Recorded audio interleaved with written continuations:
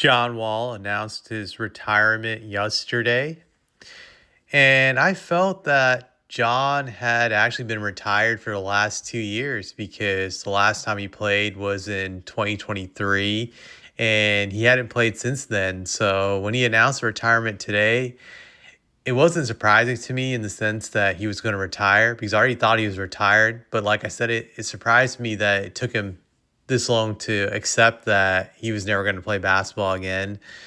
But then again, I guess I shouldn't be surprised because a lot of these players have gigantic egos, and that's how they got to the NBA. But it also hurts them in the sense of seeing reality or having awareness.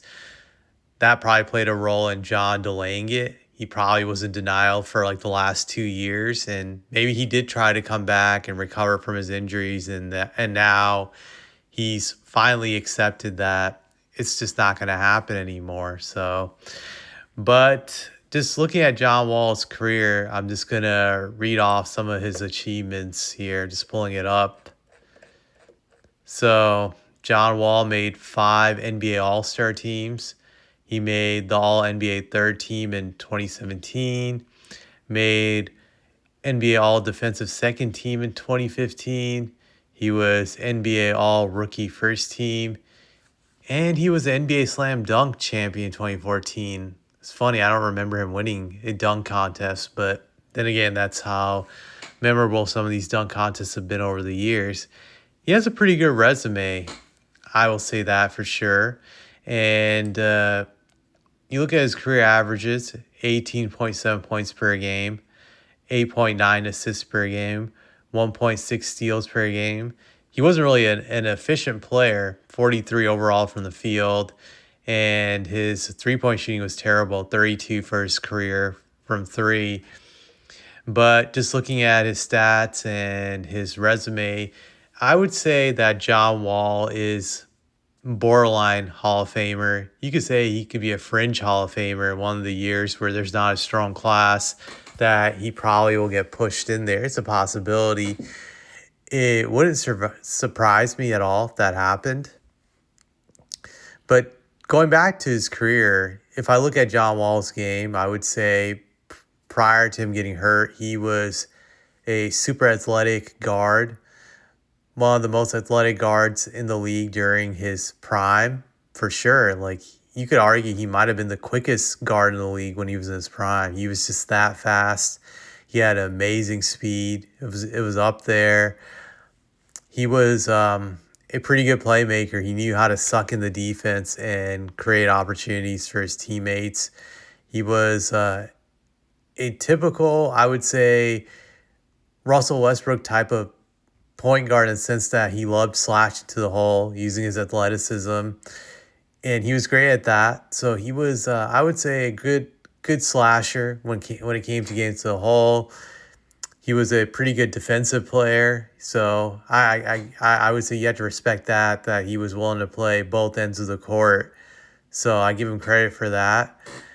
But I think for me, it's the efficiency that always I think drags his career down to a level of being like a second tier guard or a third tier guard when you look at his career, where if he could have been a more efficient player, he definitely could have been up there with the all-time greats at the point guard spot. But still pretty good career when you factor in just everything he had done. Now when it came to winning, I think he had a good impact on the Wizards. I believe they got out of the first round a few times with him, which is pretty good because the Wizards are not a team that consistently even gets to the playoffs, but they were able to get to the playoffs several times with John Wall. And I believe they got out of the first round a few times, which is pretty good. And to me, John Wall was really like the bridge between the Gilbert Arenas era and the era that came afterwards. He started it, that the Wizards were going through a tough time with Gilbert Arenas, what he had done with that gun situation with his teammate Javaris Crittenton. And it was a black eye on the organization, and they needed something to recover from it. John Wall came in there immediately, and gave them a stimulus boost, I would say, allowed them to get over what had happened with Gilbert Arenas and recover.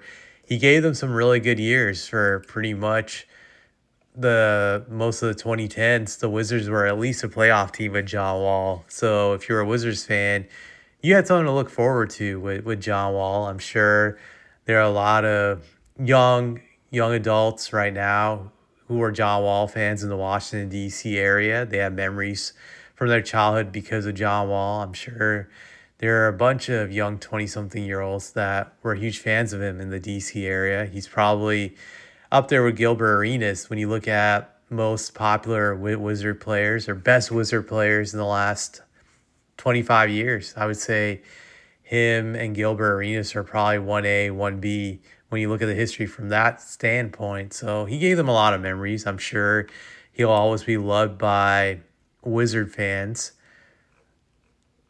But yeah, he had a pretty good career, I would say.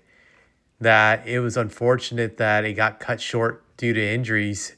He really had bad luck with that starting in the late 2010s with knee injuries and then a random Achilles tendon injury he suffered by accident in his home, which cost him to miss the whole entire 2019-2020 season. And he was just never the same again. His career basically ended when he was 29. So it was cut short, but he did a lot in that time span.